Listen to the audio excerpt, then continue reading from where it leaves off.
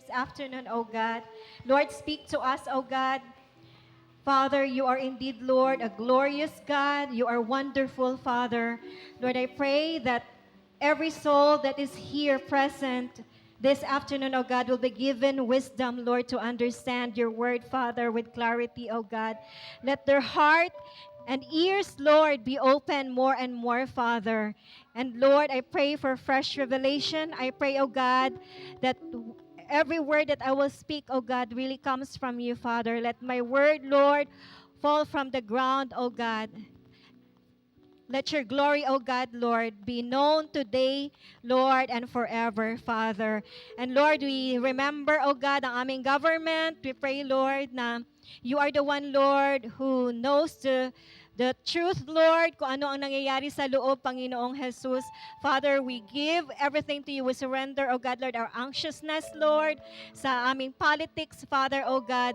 Lord, you are greater, Lord. You are the great authority. Still, Father, O God, we pray, Lord, na i-touch mo ang kanilang mga hearts, O God. It is our desire, Lord, na magkaroon kami ng mga politicians, Lord, who is close to you, Father, who are, oh God, Lord, godly, oh God, and it is also our prayer, Lord, for those who are sick right now.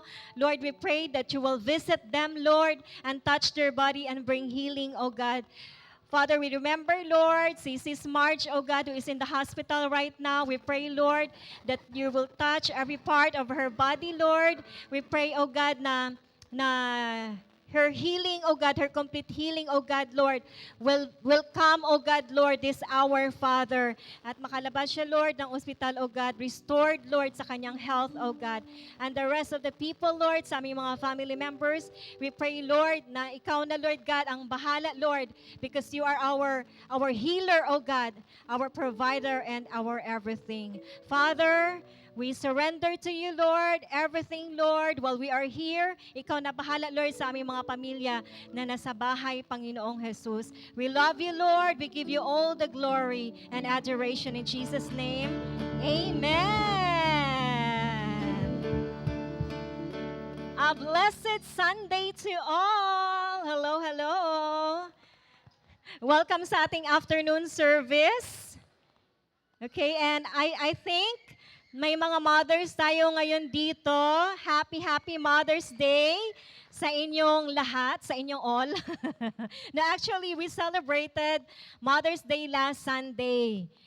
No, nag-celebrate tayo in advance at nagkaroon tayo ng special Sunday service. No, Ma'am si Jane, no, our host pastor, si Ma'am si Jane Liehe, no, shared to us this preaching entitled Defined as a Mother. So for sure may mga takeaway, no, ang mga moms na umattend tong Sunday.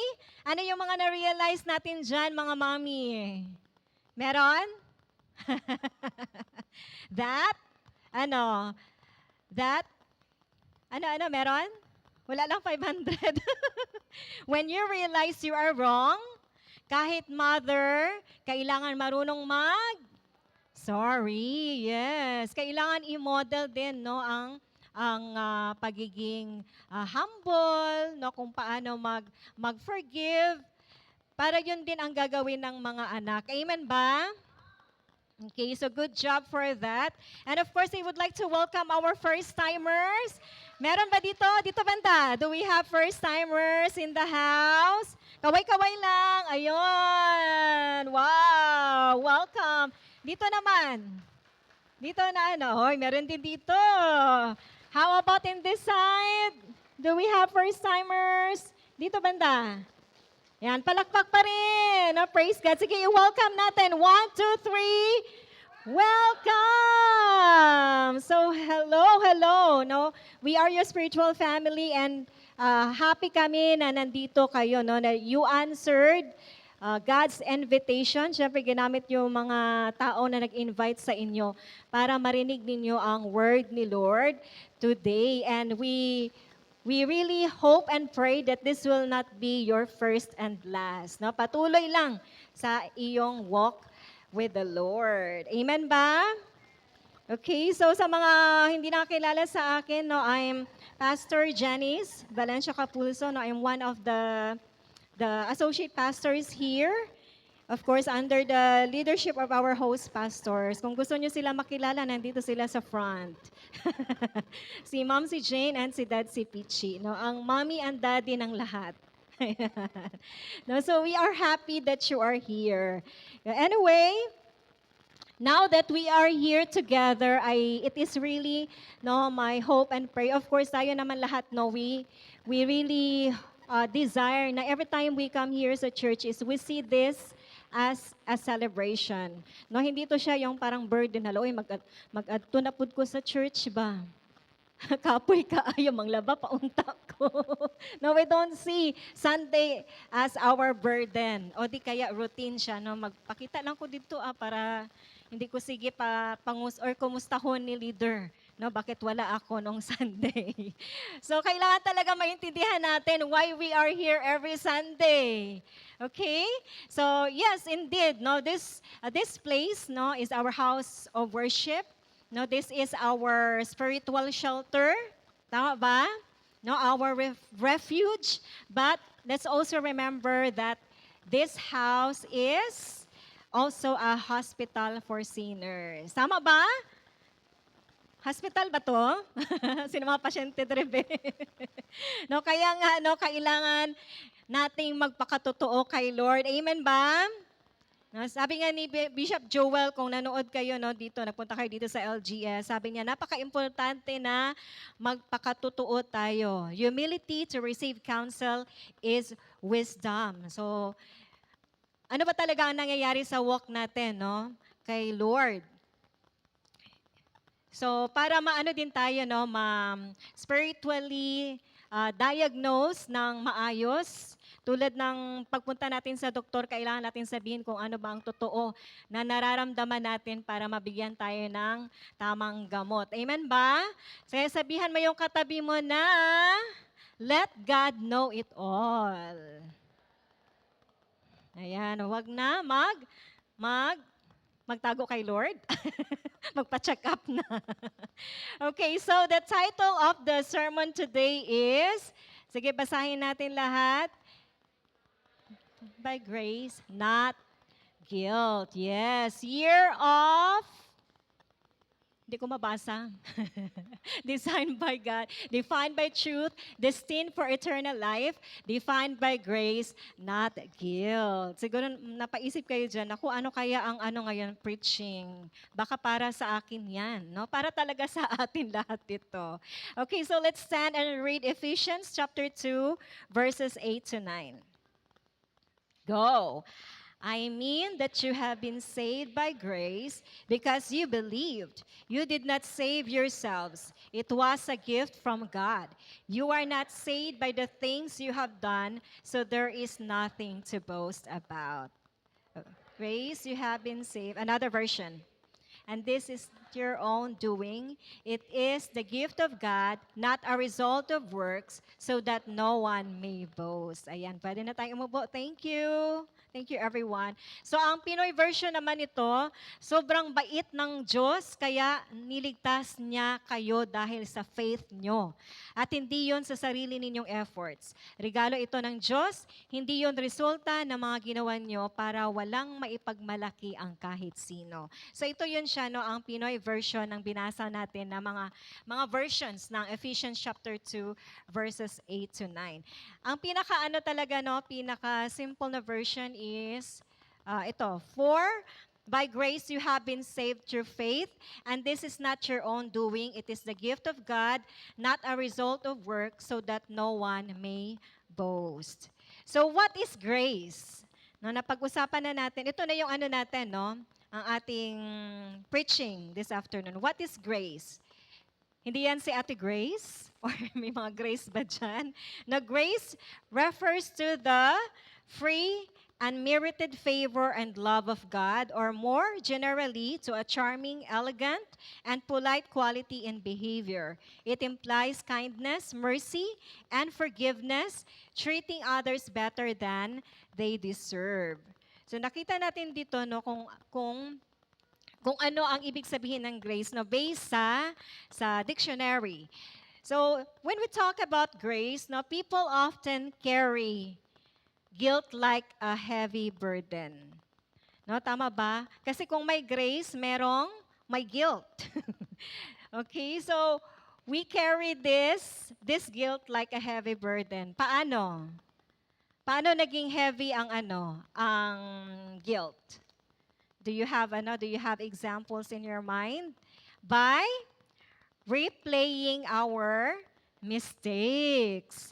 No, nang gabalik-balik siya ba no bisan dugay na kaayo sa panahon pa ni Maria Clara, Pinong-Pino, ni Jose Rizal, no, gabalik yapon. No, it's just like happened yesterday. No, ganun ang natin pakiramdam. No, nagagawas gihapon siya sa aton mga bibig. Yan, no, lalo na pag mag-away ang mag-asawa, nako diyan, lumalabas ang from Genesis to Revelation ba? may mga blaming na no ang mag-asawa pag mag-away. Ayan, no, remembering other failures, no, and quietly believing they define who we are. No, minsan ganun talaga ang nangyayari sa atin. No, we allow our past to define us. So that's the reason why hindi tayo makamove forward. Tama ba? No, walang joy. No, walang yung mga plano natin, yung mga dreams natin sa mga buhay parang nag-stop na dahil nga sa mga nangyari sa atin in the past na hindi natin sila mabitawan. But this afternoon, the message of the gospel tells a different story. You and me are not defined by guilt, but by grace. Palakpakan natin si Lord. No? We will dig more about this. So sa Ephesians chapter 2, verses 8 to 9, niremind tayo dito that we are saved by grace through faith, not by our work. So ibig sabihin yan, our worth is not based on how how well we perform, no, na magaling tayo magsalita, no, magaling tayo mag-lead, kumanta, ganyan or sumayaw, no, o di kaya negotiate, magaling sa business. No, ang worth natin is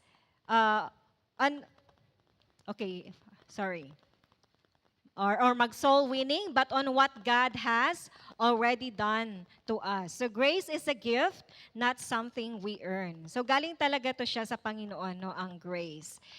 So pero ang totoo, no, guilt can point us to what need to change. 'Di ba? Pag maka-feel tayo ng guilt, makita natin yung mga nagawa nating mga mali at mga kasalanan. Amen ba?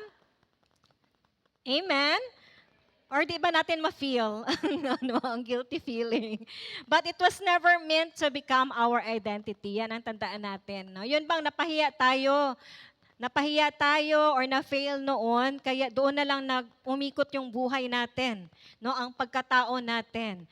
But then, remember, our past is not our identity. Sabihan mo yung katabi mo, our past is not our identity. Yes, amen. So again, remember, when we stay in guilt, ano ang mangyayari? We live in condemnation hanggang sa mamatay na lang. No, ginakondemn gyapon ang sarili because of what happened in the past. Gusto niyo yun na habang buhay, no, ang guilt, 'di ba? Merong ganun no, namatay na lang sila, nandun pa rin yung guilt at yung guilt pa mismo ang naging reason ng pagkamatay nila. But in Romans chapter 8 verse 1, we hear this truth. There is now no condemnation for those who are in Christ Jesus. No? Praise God. So pag nasa kay Lord na tayo, when we accepted Him as our Lord, God, and Savior, then we receive this kind of freedom. No? Praise God. But grace doesn't ignore sin. No, hindi ibig sabihin na gracious si Lord, no, we will abuse His grace. No, tama ba? Kasi marami talaga ngayon, no, na they see God na gracious, buutan bitaw si Lord, loving bitaw si Lord.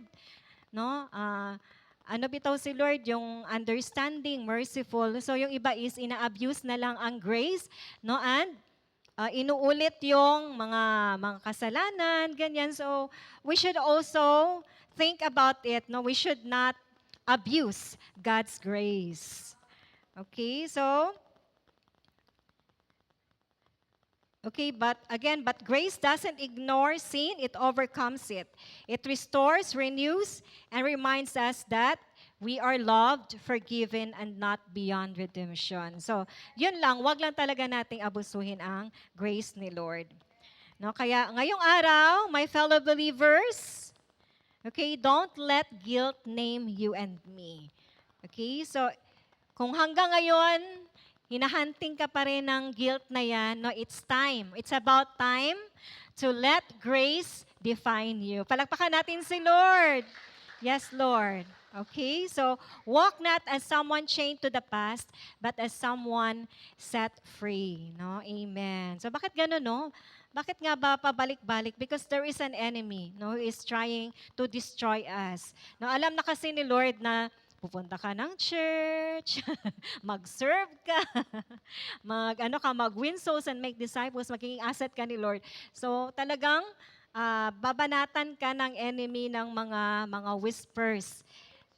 Yes, galit ang enemy sa atin. So, talagang ibabalik at ibabalik niya yung mga nangyari in the past. Okay, so let us be aware of that.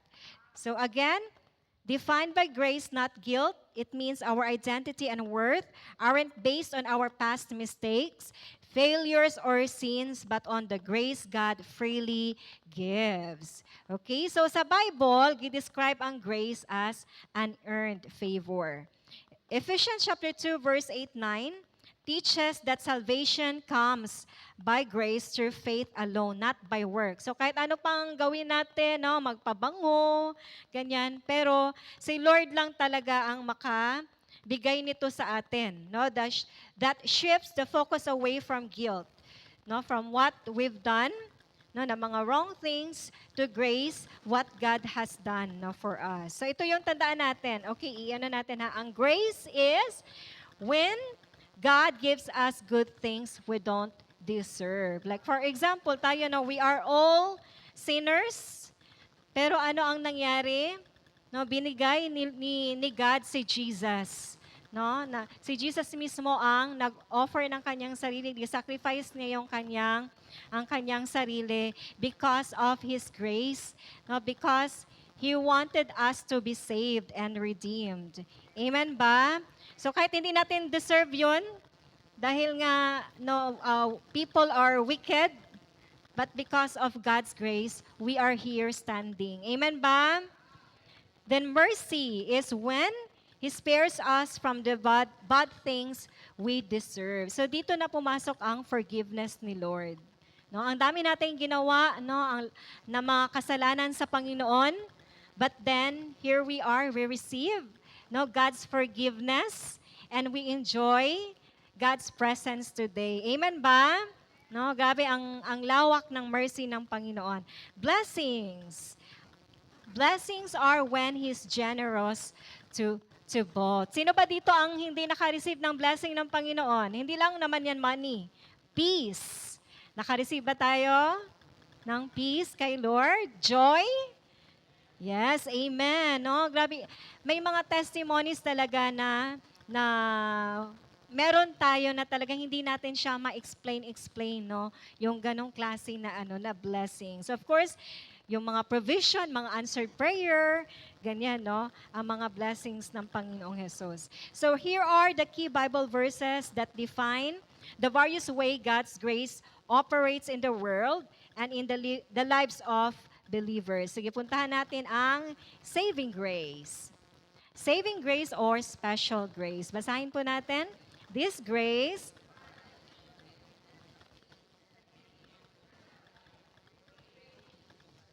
Amen. So we have our supporting Bible verse, Ephesians chapter 2, verses 8-9. For by grace you have been saved through faith, and this is not your own doing. It is the gift of God, not a result of works, so that no one may boast. Romans chapter 3, verse 24. And are justified by His grace as a gift through the redemption that is in Christ Jesus. Another, we have Titus 3:5. He saved us not because of works done by us in righteousness, but according to His own mercy. So ano ba ang mga example nito? No, for example, may isang tao na dating nalulong siya, no, sa bisyo at mga masasamang gawain. Pero nung nakilala niya si Lord, at siya ay tunay na nag-repent and change, unti-unti siyang nagbago, di ba? Nagkaroon ng transformation ang kanyang life ayon sa kalooban ng Diyos. So ito yung halimbawa ng saving grace. No? Lahat tayo naka-receive nito. Amen ba? No, dahil iniligtas tayo ng Diyos mula sa kasalanan. No? Grabe ang love ni Lord. Yes, ang saving grace ni Lord. Second is the common grace. Ito naman ang common grace. Let's read. This is God's general kindness and provision extended to all humanity and creation regardless of spiritual belief. Meron pala nito, no? Matthew chapter 5 verse 45.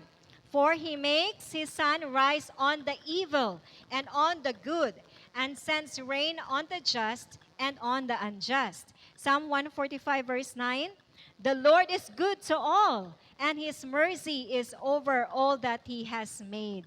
Acts chapter 14 verse 17, He did not leave Himself without witness, for He did good by giving you rains from heaven and fruitful seasons, satisfying your hearts with food and gladness. No? Ang halimbawa nito, no, ang Diyos ay nagbibigay ng ulan, no, para sa lahat, 'di ba? Para mag-grow ang mga plants, no, ang nakapag-benefit noon, lahat talaga ng tao. 'Di ba? Walang pili, mayaman man o mahirap. Manampalataya man o hindi, no, believer or unbeliever. So ito ang common grace dahil pantay na tinanggap ng lahat ang biyayang ito. So we have another example, the air that we breathe. 'Di ba? Lahat, no? Lahat merong freedom na inhale ang oxygen. No, even the both, no, the good and evil, no, nakapag-benefit nito. So this is one of the example of common grace. Number 3 is sustaining and sanctifying grace. Let's read. This grace empowers believers to endure trials and grow in holiness over time. 2 Corinthians chapter 12 verse 9. Sufficient for you. Perfect. Yes. And Titus chapter 2 verses 11 to 12. For the grace of God has appeared, bringing salvation for all people, training us to renounce ungodliness and worldly passions, and to live self-controlled, upright, and godly lives. Philippians chapter 2 verse 13, for it is God who works in you both to will and to work for His good pleasure. So maganda to na meron tayong mga supporting, no, Bible verse para talaga, no, makita natin na ang word ni Lord ay totoo. No, what we are preaching here are all based in the word of God. Amen ba? Amen. So we have example, no, for this kind of grace. Okay, example, yung mga mommy natin ngayong hapon, no? For example, isang ina nawala ng trabaho, no? Nagkaroon ng broken relationship, nagkaroon ng problema sa pamilya, ngunit patuloy pa rin ang pagtitiwala niya sa Diyos. No, hindi siya sumusuko para sa kanyang family. So ito yung sustaining grace, nagkaroon ng strength, no, ang mga mommy. Amen ba, mga mommy? No, dahil binigyan sila ng Diyos ng lakas upang magpatuloy sa gitna ng pagsubok. So ito yung sustaining grace. Even to us, di ba, na pabalik-balik tayo dito sa church kahit na masama ang pakiramdam, no, may mga pagsubok sa buhay, but still, you are here, no, para lang mapakinggan ang word ni Lord. Amen ba? So God is indeed, no, our strength. No, God is our strength. Number 4, ang serving grace. Sige, let's read. This grace provides spiritual gifts to believers so they can serve others and build up the church. So ano ba tong mga spiritual gifts? Now, for those who don't know yet, meron kasi tayong tinatawag na spiritual gifts. No? Biblically, these are prophesying, no? Serving, teaching, word of wisdom.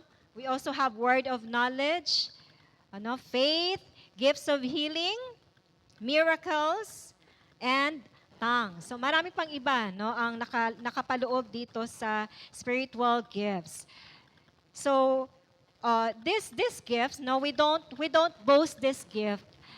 Si God lang talaga ang maka-give nito sa atin kung alin dito ang gusto niya na magkaroon tayo. So we don't have this, what do you call this one? We don't have the right to boast, kundi gamitin talaga natin ito to glorify the Lord. Amen ba? So halimbawa, kung binigyan ka ni Lord ng wisdom, word of knowledge. So pag may problemang pinagdadaanan, ang disciples, o di kaya yung family, ano gawin natin? Magbigay ng payo at encouragement, gamit ang salita ng Diyos. Amen ba? At syempre, yung serving grace natin, dahil binigyan tayo ng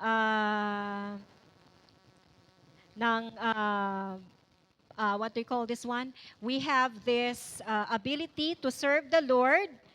Then we serve the Lord with all humility and love. Amen ba? Okay, so we have the examples of grace in the Bible. Number 1 is provision rather than destruction. Okay lang ba kayo? Ganito pala pag dito ka sa taas, makita mo talaga kung sino yung antok. Just kidding. Alam niyo na. Pag nakatingin na doon. Alam na this. Okay, Genesis chapter 3.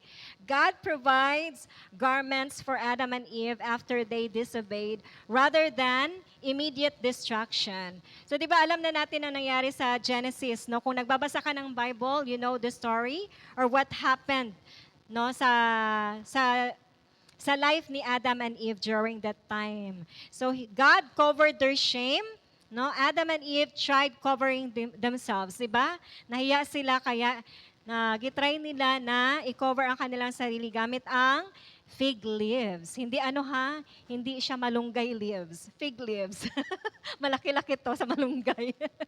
But God made garments of skin for them. In Genesis chapter 3 verse 21. This shows God provided a covering they could not make for themselves. So, bakit nga ba, Why did God give Adam and Eve these garments of skin instead of leaves? Ang mga details nito nasa Genesis chapter 3 verse 21. Kasi after the man and the woman, si Adam and Eve, had sinned after God, had pronounced judgment, the Lord God made for Adam and for his wife garments of skin and clothed them. So this comes shortly after they had sewn fig leaves together to make coverings for them. So after nakita ng Panginoon na sila, kinover nila ang kanilang sarili gamit ang mga dahon-dahon dira, The Lord was so compassionate and loving to them dahil hindi sila hinayaan ng Panginoon na gano'n na lang yung kanilang situation. The Lord really covered them using a different kind of material. Gabi, So the sequence is important. Bakit kailangan talaga mag-umpisa sa fig leaves? Sinalang gidiretsyon ni Lord. Diba na? Damitan sila. Because human covering is mentioned first, Then divine covering. Ang divine covering, yun na yung pag-cover ni Lord sa kanila.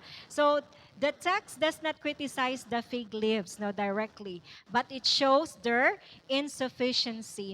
Gi-allow ni Lord na makita ni Adam and Eve that they are not having enough. That they need God in their situation. So Adam and Eve had become aware of their nakedness and attempted to address it through their own efforts. So dayon sila, wala galita wala galit tabayo. So nagkuha sila dayon sa fig leaves. So their action reveals a new condition. They now felt shame and sought to manage it themselves. So we know what happened there.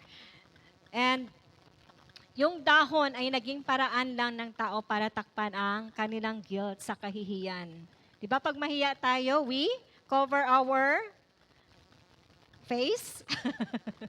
Our body. No, mahiya talaga tayo, magtago tayo. Pero hindi yon ang sapat na solusyon, no, na nag-ano lang sila, no, gitakpan nila ang sarili nila ng fig leaves. So ang Diyos mismo ang nagbihis sa kanila. Pinakita nito ang tunay na pagtakip at pagtulong ay galing sa Diyos, no? Nagaling talaga sa Kanya, no, sa Panginoong Jesus, hindi sa sariling effort ng tao. So yung damit na ginawa ng Diyos ay mula sa balat ng hayop.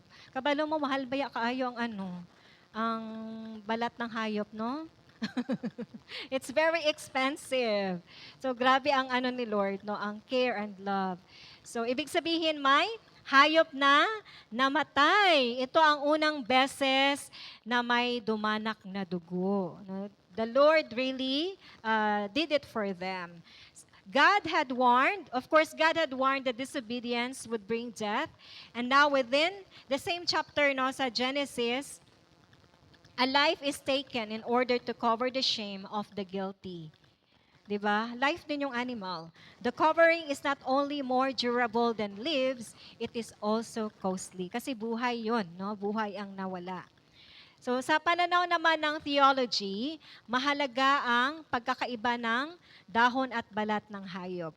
Why? Kasi ang dahon daw ay simbolo ng sariling paraan ng tao.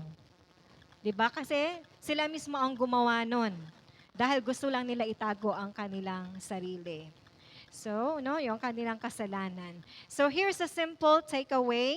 Sin brought separation, but God responded with both justice and provision. Imbis na maglagot si God, di ba? Maglagot si God, ano man sila, pang-ano ko na lang ni sila siguro? Ipanglubong. No? But He didn't erase Adam and Eve. But He also clothed them, no? Dinamitan pa. So that's part of God's heart throughout the Bible. So sa palagay ninyo, love ba tayo ni Lord? No, amen. No, He provides even in the middle of brokenness. Nagkasala ba sila? No, pero grabe lang gyapon ang grace ni Lord, no, sa ila, ang mercy, ang love. Okay, second is the transformation rather than condemnation. The conversation of Paul. Kilala niyo si Paul? Di ba? Si Paul ay si Saul, di ba? Persecutor siya ng mga church noon, ng mga Christians. No, grabe siya grabe niya ka-hate, no, ang mga believers. So gi-describe, no, dito sa Acts of the Apostles 8-9. So he was really feared by Christians. Yet on the road to Damascus, ano nangyari? Instead of destroying him, no, kasi nakita sila ni Jesus. Instead na i-destroy siya ni Jesus, no, i-ano ko na lang na siguro, i-blind ko na lang ni forever. Kay grabe kasutil, no? But then Jesus Christ confronted him and transformed him and called him, no? Wow. Tulad din yan nangyari sa atin. Amen ba? We were God's enemies, right? Ayaw nating magsunod kay Lord. Sino man si Jesus? Uy, unsa man ang alive. Isa din ako dyan. Nagsabi ng alive. Pero here we are. No, we are God's follower now. Amen ba? Yes, just like Paul. And na-taste natin kung gaano ka-loving ang Panginoon. So that is radical grace. So pag sinabi nating radical, no, it is extreme, unconditional, and completely undeserved siya ba na ibigay. So grace greater than past sin. Ito ang ating tandaan. Paul's history was dark, but God's mercy was greater. Amen ba? Grace that transforms. Paul didn't simply become forgiven. Hindi lang siya na-forgive ni Lord, kundi nagkaroon pa ng transformation ang kanyang buhay. No? He became changed. Wow, praise God. Then grace that gives purpose. The persecutor, no, si Paul na persecutor, became a preacher, no? The enemy of the church became one of its strongest voices. Grabe, no? From wicked to holy, no, holy na follower ni Jesus.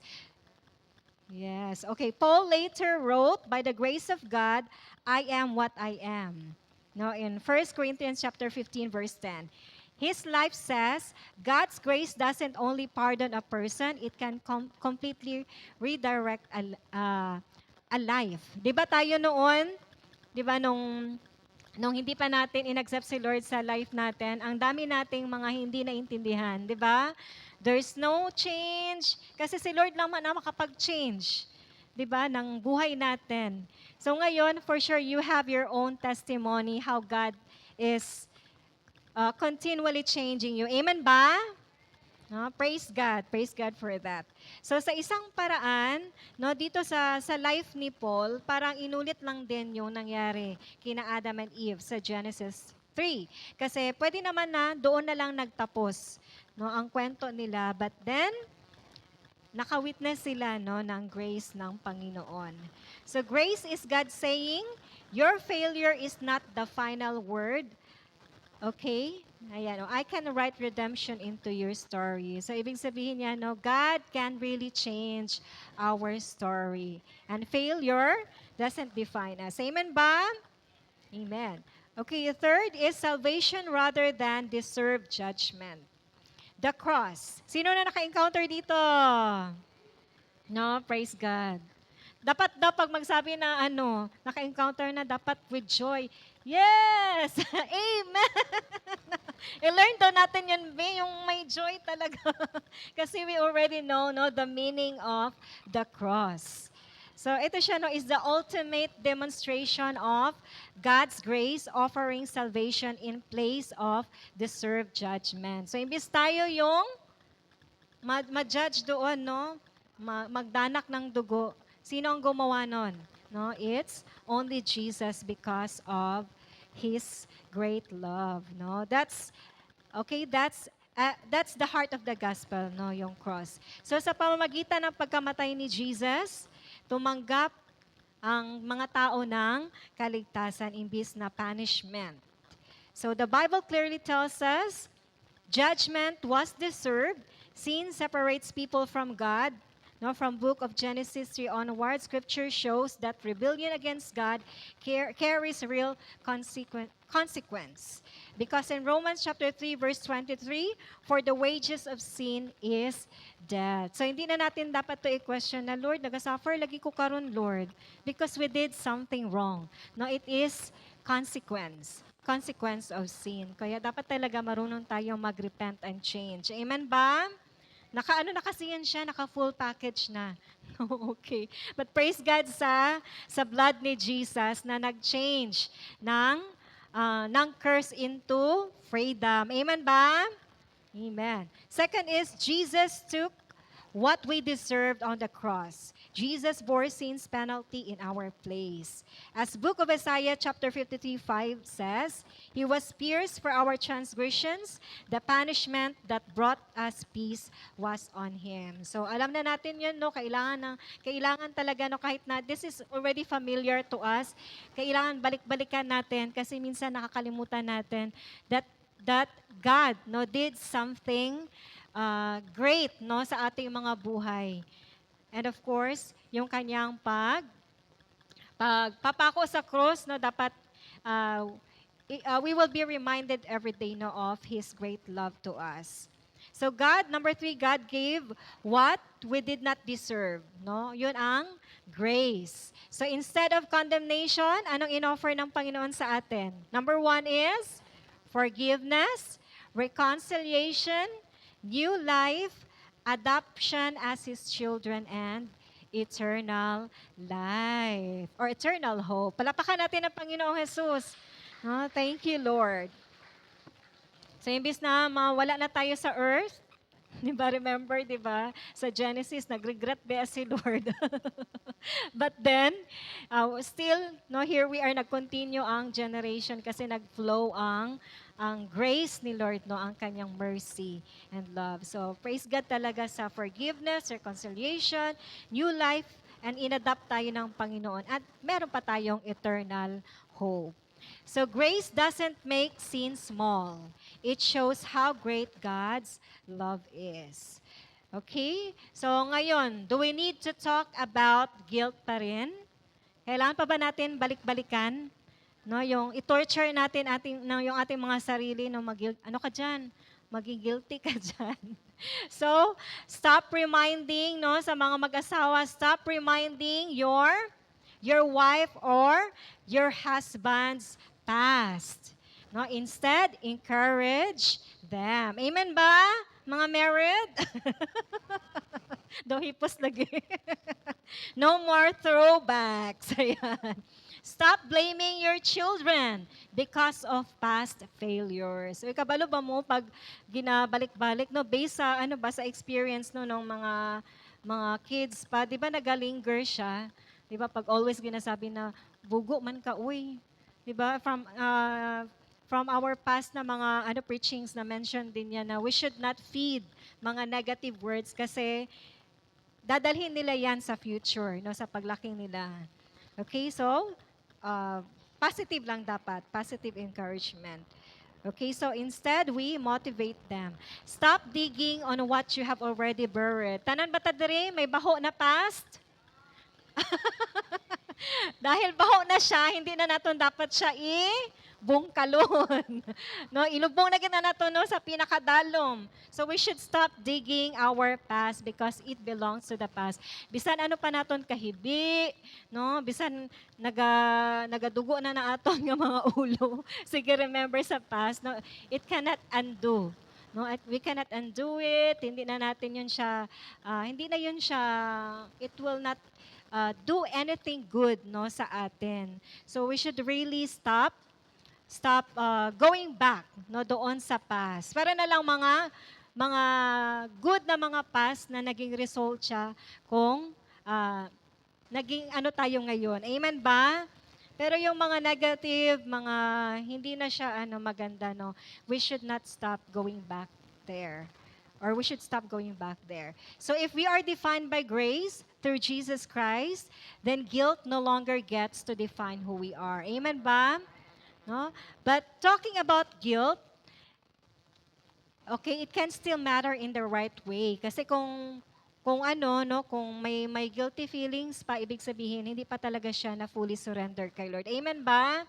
So kung may mga guilty feelings ka pa dira, no, i-surrender na kay Lord. Nga apadugayon pa. No, we have that talaga, no? We have that mga mga mindset na ginaalagaan naton aton mga guilt na dapat na tani na siya, no, i-set aside na. A helpful distinction. Number 1, guilty before God, our condition apart from grace. So the Bible is honest about sin. Guilt reveals our need for mercy. Ito yung push sa atin na mag-repent. Diba, if you feel guilty, yun siya ang nag-help sa atin para makita natin, no, ma-identify natin kung saan tayo nagkasala, ganyan, no? Because there are still people who believes na, yun nga yung kanina na sinabi ko na gracious bitaw si Lord, no? Bitaw ko ni Lord, i-forgive. So hindi na nila ma-feel ang guilt, no, wala nang pakiramdam, no, in short. So we should really not abuse, no, ang grace ni Lord. Second is guilt as identity. Living condemned. Gusto nyo na, nasta na lang magtigulang, no? May guilt, gyapon ba nga ginadala-dala bisan panahon pa ni Jose Rizal. No? But for someone who has received Christ, guilt is no longer the name over your life. No? Grace gives a new identity dahil we are forgiven, we are redeemed, reconciled, loved, and adopted as God's child. Palakpakan natin si Lord. Kaya kung may mga guilty feeling ka pa dyan, no, ngayon na ang panahon para mo na yan, surrender mo na yan lahat kay Lord. Huwag mo na ipabukas. wasa lang siguro kay Dom, ano man, oy, mamiss ko siya. Mamiss ang guilty feeling. Okay, so the difference between conviction versus condemnation. Condemnation says, you are your failure. So ang nag-condemn sa atin, yun ang enemy, hindi si Lord. No, hindi si God ha. Basta maka-feel ka ng ganyan, no, it is not from the Lord. Na failure gid ka ba? No, wala na kay hope, wala na kay pag-asa. Conviction says, this is not what God is shaping you to be. Come back. So ito yung ating pakinggan, no, yung ating conviction. Okay, amen ba? Amen. Romans chapter 8 verse 1. Ang Panginoon mismo nagsabi, let's read, there is now no condemnation for those who are in Christ Jesus. No, praise God. Thank you, Lord, for this message of hope. Okay, so I have here a testimony, hambal ko pagani na hala, na lagi ko, na tuon ko sa Mother's Day ba? Kaya di ba nag-celebrate na tayo last Sunday? Pagka-check ko, wala, mang gali, no? Mother's Day. Mother's Day sa world. Mother's Day celebration ang next Sunday. So paano to, Lord? This is my testimony. Pero I need to be courageous because matagal ko na talaga to gusto i-share. Okay, so standing here, I have an experience to share as a testimony. So 5 years ago, alam niyo ba na yun yung time na grabe ang prayer ko kay Lord na, Lord, I pray for a miracle baby. Grabe, everyday nagalay hands ko, baby, in Jesus' name. In Jesus' name. And then suddenly, it happened, no, ng panahon na yun. It was my first time to experience hormonal shifts. Kaya syempre, di ba, first time mo, so hindi ka aware na may mga ganun pala, no? Na may mga hormonal shifts. So, init ka ayo akong ulo. Ang magaling na ang pag mabuntis ka, no? Init yung ulo. Depende siguro. I'm not sure. And then, but because of one spark of forgetting mercy, kung merciful si Lord, dapat marunong din tayo magkaroon ng mercy, no, para sa iba. Kanino kaya to ang mercy? No, it was really hard to me. It's really hard for me to to forgive. No, sa mga maliliit na bagay. Kasi alam niyo, pag galit ako, no, pag hindi ako maka-rant, hindi ko ma-unload yung yung naramdaman ko, dinadaan ko siya sa linis ng bahay. No, I redecorate. Kahit yung mga mabibigat, mga nara, no, kaya ko siya alsahin. Kaya ko siya alsahin basta galit ako. So, ibig sabihin, pag walang linis ang bahay ng 1 month, hindi ako nagalit buong buwan. Joke lang. No, talaga, no, that's my, my, parang, ba ang tawag dyan?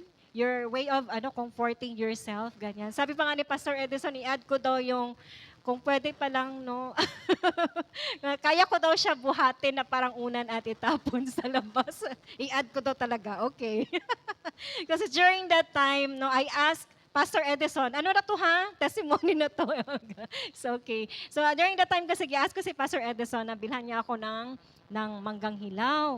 Pero pagdating niya, ang binigay niya sa akin, mangga na luto. Green siya, pero hinog siya ba? Grabe yung ko sa kanya, galit sa kanya, no, that time. And hindi ko inisip na buntis ako that time, na dapat maging careful, ganyan. Mas in-entertain ko yung ko ba, yung emotion ko, negative emotion. So talagang nagbuhat ako, bala, uy, ganyan. Nagbuhat ako ng mabibigat na mga bagay. Then after minutes, ref? Oo, Mamsi, ref. Na-remember ko pa yung kama, no? Ginamit ko lang yung paa ko, ganun lang. Kama. Oh, lahat ng mga hindi dapat sana gawin is, talaga nakalimutan ko ba na I've been praying for that baby for a long time. But because in-entertain ko nga lang yun, yung negative emotion. So after minutes, na ako, no, nag-bleed, and pagbalik namin sa OB, wala na siya, pumutok na siya. Yung sac na yan. Sana yung pagpunta namin doon is para makita na yung heartbeat. Wala na. And you know what? Nagkaroon ako ng guilt. No, nagkaroon ako ng guilt. Di ko alam. No, yes, I asked for forgiveness, ganyan, pero hindi ko alam na na pala siya. No, nag-grow na, and every day, sige ko pangayo, sorry kay Lord. Ala, sorry. No, kahit parang feeling ko, nahiya ako kay Lord ba, because I've been praying for that for many years. And nag-ano na siya, no, nag-grow na siya sa heart ko. No, may mga times na ayaw ko maglapit sa mga bata, ganyan, because I feel like I don't deserve it, ganyan. No? Pag merong magtawag sa akin na mami, mag-ano ko, mag-react ko. Pag may mag-bless, maano pod ko, na magpisik pod ko ba, ganyan. So may mga symptoms na gali ko sa ano, sa paging, ano ba, sa paging guilty ang result sa ano, sa paging guilty, ganyan. But then, no, I don't know, no, if God will give the second miracle. Pero ang nakita ko talaga is ang greatness ng ano, ng grace ni Lord. No, because kahit na 'yun ang nangyari, 'di ba? Syempre, 'di ba, na ilang for how many years ka nagpray, grabe na yung ano mo kay Lord, yung waiting, tapos sinayaan mo na lang siya that time.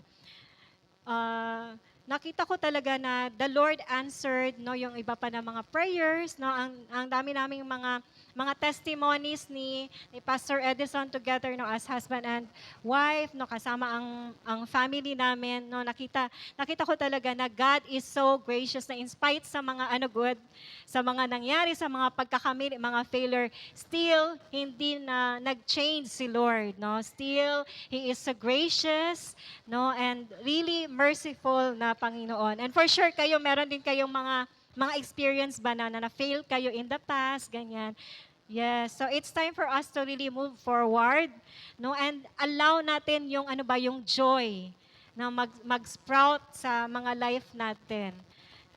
No, kay hindi talaga tayo maka-move forward, hindi tayo maka-serve ng maayos kay Lord, hindi tayo maka-follow ng maayos kay Lord kung if you will still keep on yung ginabalikan natin ba yung mga bagay na natapos na. So once we prayed for forgiveness, no, nagkaroon tayo ng true repentance, no, and nag-change yung mga heart natin, yung ating mindset and ways, dapat hindi na tayo magkaroon ng ganitong mga ano, no, mga tawag dito, yung mga moment ba na ginabalik natin, no, yung nakaraan na it is already forgiven by the Lord. Amen ba? Amen. So, we also have that past na ginagamit ng enemy. So, we need to let go of it now. Kung gusto natin makapagsimulang muli. No? Anyway, it will not do anything good to us. Amen ba? So, grace remembers the cross more than guilt.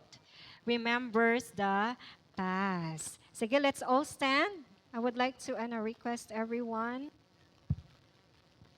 If you have there, no, sa inyong mga lives, sa inyong mga hearts na still nagalinger siya na ano ba, na mga past. So kailangan, no, i-ano na natin 'yan. I-surrender na natin kay Lord para maka-move on na tayo. Amen ba? Wag na natin ito siya, na i-allow na gamitin na tool ng enemy para hindi tayo magkaroon ng joy at hindi natin ma-receive yung blessing na na gustong ibigay ni Lord na hindi natin nakikita. No, okay? So let's pray. Sige, let's bow our heads. No, let's give our moment kay Lord. No, you can say it to the Lord right now, whatever yung mga guilty feelings na meron pa ngayon. Father, Lord, we thank you for your word, oh God. Lord, we pray, Lord, that you will help us, oh God, kung may mga natira pa, Lord, na mga guilt, Lord, sa aming mga puso, oh God. Lord, we ask forgiveness for this, Father. We pray, Lord, na tanggalin mo ito, Lord, in the name of Jesus. We cancel the whisper of the enemy right now because of what we did in the past, oh God. Lord, it will not, oh God, Lord, define us, Father. Lord, kung ano ang sinabi mo, Lord, sa word mo, yun kami, Panginoong Jesus. We are loved, we are blessed and chosen by you, Father. Lord, we cancel, oh God, Lord, mga negative words spoken against us, Lord, na ginagamit yung mga past namin, Lord, to attack us, Father. We cancel this in the name of Jesus. And Father God, we pray, Lord, na this, oh God, Lord, past, Lord, yung mga past namin, oh God, Lord, will turn into testimonies, oh God, Lord, na makapag-motivate, makapag-encourage, Lord, and maka-win souls, oh God, Lord, sa iba, Panginoong Jesus. Lord, thank you so much, Lord, that you've turned, oh God, Lord, our darkness, Lord, into, oh God, Lord, testimonies, Father, oh God. And Lord, we pray, Lord, um, for your divine, oh God, Lord, protection, Lord, over us, oh God. We pray, Lord, na we will, oh God, Lord, continue, Lord, to be willing, Lord, to be transformed by you, Father. Thank you so much, Lord, for your grace. We love you, Lord. Thank you so much for your mercy. In Jesus' name, amen and amen. So good job, everyone, for praying. Kung hindi kayo nakapag-pray ng maayos ngayon, mag-pray kayo ulit mamaya. No, one-on-one kay Lord.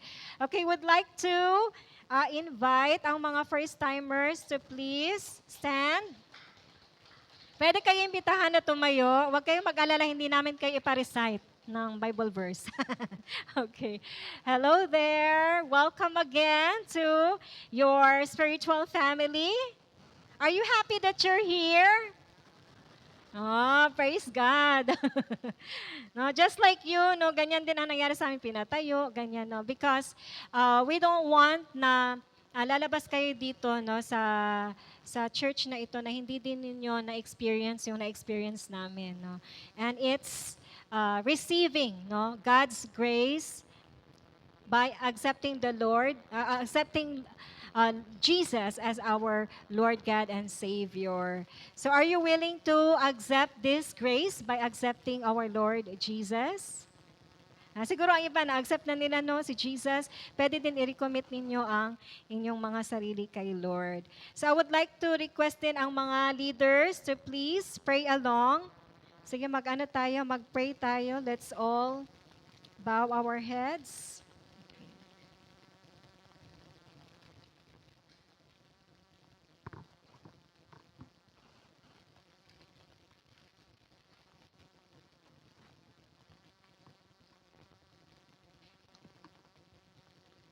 Sige, Father God, Lord, again, we thank you for your word, Lord, for this afternoon. And Father, we pray, Lord, for our VIPs this afternoon, oh God. Lord, we thank you, Lord, for bringing them here, oh God. We believe, Lord, that this is not an accident, oh God, that they are here, Lord. And Father, we entrust to you, Lord, ang kanilang journey, oh God, sa kanilang new journey with you, Father. Sige, you can pray along this prayer. Pwede kayong mag-follow sa prayer na to. Sige. Heavenly Father God, thank you, Lord Jesus, for this afternoon, for showing me how gracious you are. Lord, today, I would like to declare that I am yours, Father God. Lord Jesus, I ask for your forgiveness. I ask, Lord, that you will take over my life. And this afternoon, I accept you, Lord Jesus, as my personal Lord, God, and Savior. Starting this afternoon, I will follow your will and will believe in your word. Father, ikaw na bahala, Lord, sa akong mga past na mga failures. It will not define me, O God, because today, I chose you in my life. Thank you for your grace, your mercy, and your love. In Jesus' name, amen. Congratulations! No? You can also ask yung mga people na nag-ano sa inyo, nag-invite, if you want to to pray this prayer again in your personal, no, mas better, no, na mag-pray kayo ulit na nasa, ninyo, sa private ninyo na place or sa time ninyo, na you are alone with the Lord.